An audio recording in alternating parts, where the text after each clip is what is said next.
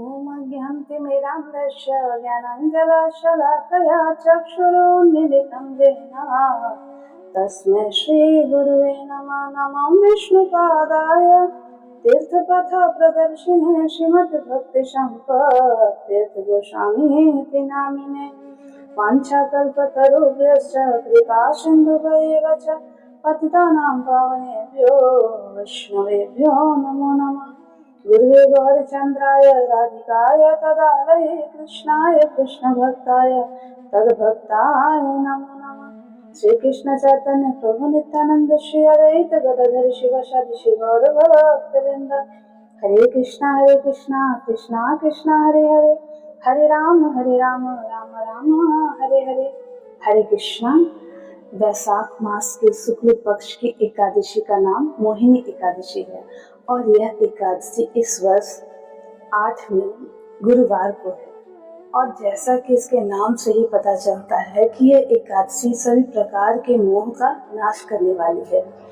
और आज के दिन ही भगवान का मोहिनी अवतार हुआ था। इसकी कथा कुछ इस प्रकार से है कि जब समुद्र मंथन हुआ तो समुद्र से अमृत का कलश निकला, जिसे दैत्यों ने ले लिया, जिससे देवता लोग दुखी हो गए और भगवान की शरण में गए। तब भगवान ने मोहिनी रूप लिया जो बहुत ही सुंदर था और उन्होंने दैत्यों को मोहित करके देवताओं को अमृत का पान करा दिया। बोलिए मोहिनी अवतार की जय। एक बार युधिष्ठिर महाराज भगवान श्री कृष्ण से इस मोहिनी एकादशी का महात्म्य पूछने लगे तो भगवान श्री कृष्ण ने कहा कि जब त्रेता युग था तब मेरे राम रूप में मैंने वशिष्ठ जी से इसी मोहिनी एकादशी का महात्म्य पूछा था। भगवान श्री रामचंद्र जी ने वशिष्ठ जी से कहा कि सीता के विरह में मुझे बहुत ही दुख का अनुभव हुआ था, इसीलिए जो व्रतों में सबसे उत्तम व्रत है उसके बारे में बताइए, जिससे व्यक्ति के सभी दुखों का नाश हो जाए और सभी पापों का अंत हो जाए। तब वशिष्ठ जी ने कहा कि हे भगवान, आप ये कैसी लीला कर रहे हैं? आपका तो नाम लेने से ही जीव पवित्र हो जाते, आपको किसी प्रकार का दुख कैसा?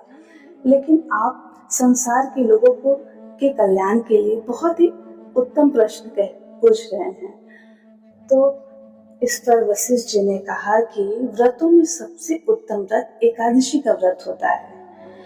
इससे व्यक्ति के सारे पापों का अंत हो जाता है और इसमें भी जो वैशाख मास के मोहिनी एकादशी है, इसका पालन करने से व्यक्ति मोह जाल से छूट जाता, उसके सभी पापों का अंत हो जाता है। प्राचीन काल में भद्रावती नाम की एक पुरी थी जिसके राजा थे धृतिमान। उसी राज्य में धनपाल नाम का एक वैश्य था जो बहुत ही समृद्धिशाली था और सदैव पुण्य कार्यों में लगे रहता था, जिससे राजा उस पर सदैव प्रसन्न रहते थे। धनपाल के 5 पुत्र थे और जिसमें सबसे छोटे पुत्र का नाम था दृष्टबुद्धि और वह सदैव बुरे कार्यों में लगे रहता, चोरी करना, मांस मदिरा का सेवन करना, शराब पीना और वेश्याओं का संग करना, जिससे धनपाल जी बहुत दुखी रहते थे। और एक दिन क्या हुआ, उसके इन कार्यों के कारण धनपाल जी ने उसे घर से बाहर निकाल दिया। इसके बाद दृष्टबुद्धि अपने राज्य में चोरी करने लगा और जब भी सिपाही लोग उसे पकड़ते तो उसे धनपाल जी का पुत्र जानकर छोड़ देते, लेकिन इसके बाद भी उसने चोरी करना नहीं छोड़ा और इसलिए सैनिकों ने उसे कारागार में डाल दिया और राजा ने दंड के रूप में उसकी चाबुक से बहुत ही पिटाई की। इसके बाद दृष्टबुद्धि ने पशुओं को मारकर उसे अपना आहार बना लिया, जिससे वो सदैव ही बेचैन रहता था, क्योंकि जो भी पशुओं को अपना आहार बनाते हैं वैसे लोगों को कभी शांति नहीं मिलती है,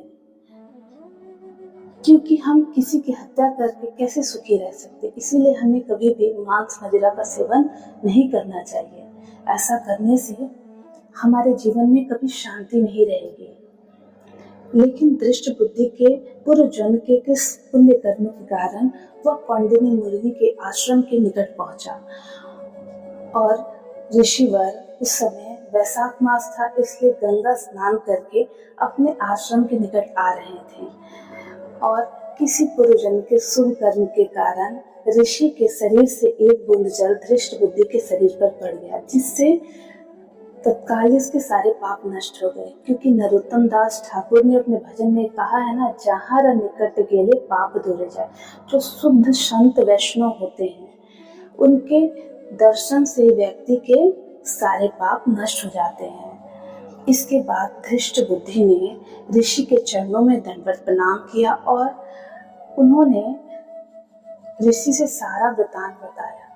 उसने बताया कि मैंने जन्म भर इतने पाप किए हैं और इन पापों से छूटने का कोई उपाय बताइए। तब ऋषि ने कहा कि तुम चिंता मत करो, वैशाख मास की शुक्ल पक्ष की जो मोहिनी एकादशी है उसका अगर तुम भक्ति पूर्वक पालन करोगे, रात्रि जागरण करोगे, तो भगवान की कृपा से तुम्हारे सारे दुखों का अंत हो जाएगा और तुम सब पापों से छूट जाओगे। और ऋषि के कहे अनुसार धृष्ट बुद्धि ने मोहिनी एकादशी का बहुत ही भक्ति पूर्वक पालन किया, रात्रि जागरण किया, जिसके प्रभाव से सभी पापों से मुक्त हो गया और अंत में वह भगवान के धाम को गया।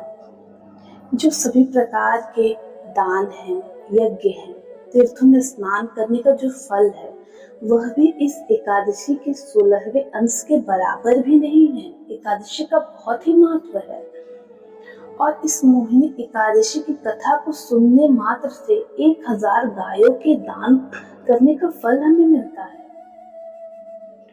इसीलिए हमें एकादशी का व्रत बहुत ही प्रेम पूर्वक करना चाहिए ताकि भगवान हम पर प्रसन्न हो। और जो संसार में इतना क्लेश मचा हुआ, इसका कारण क्या है? हमारी विश्व के प्रति आसक्ति ही इसका कारण है। इसीलिए श्रीमद् भगवद गीता के 2 अध्याय में ऐसे कहा गया है कि ध्यायतो विषयान् पुंसः संगस्तेषु प्रजायते, संगात् संजायते कामः, कामात् क्रोधो विजायते। क्या होता है? विषयों का ध्यान, जैसे विषय मतलब किसी वस्तु या किसी व्यक्ति का ध्यान करने से उसके प्रति हमारी आसक्ति होती है और आसक्ति होने से क्या होता है? उस वस्तु या व्यक्ति को पाने की हमारी इच्छा होती है और जब हमारी इच्छा पूरी नहीं होती है, वह वस्तु या व्यक्ति हमें नहीं मिलता है, तो हमें क्रोध आता है और क्रोध आने से क्या करते हैं? हम अपना ही नाश करने लगते हैं और हमारे आसपास जो लोग हैं उसको दुखी करने लगते हैं। इसीलिए अगर ध्यान करना है तो किसका ध्यान करना चाहिए? भगवान का ध्यान कीजिए। आसक्ति करना है तो भगवान की सेवा की आसक्ति कीजिए और कामना करना है तो भगवान के दर्शन की कामना कीजिए। अगर हम ऐसा करेंगे तो हमें क्रोध आएगा नहीं। इसीलिए भक्ति विनोद ठाकुर जी ने अपने भजन में कहा है, विषय जे प्रीति एवे आछय अमार, सही मत प्रीति हो चरण तुम्हार। मतलब विषयों के प्रति हमारी जो आसक्ति है, वही आसक्ति अगर भगवान में हमारी लग जाए तो हमारे सारे दुखों का अंत हो जाएगा। इसीलिए विषय से आसक्ति हटाकर भगवान में वह आसक्ति लगाइए। वह कैसे लगेगा? जब हम भगवान का नाम लेंगे, उनके कथाओं का श्रवण करेंगे और एकादशी व्रत का प्रेम पूर्वक पालन करेंगे, उसमें कोई भेद नहीं देखेंगे, तब हमें भगवान का प्रेम अवश्य मिलेगा। हरे कृष्णा।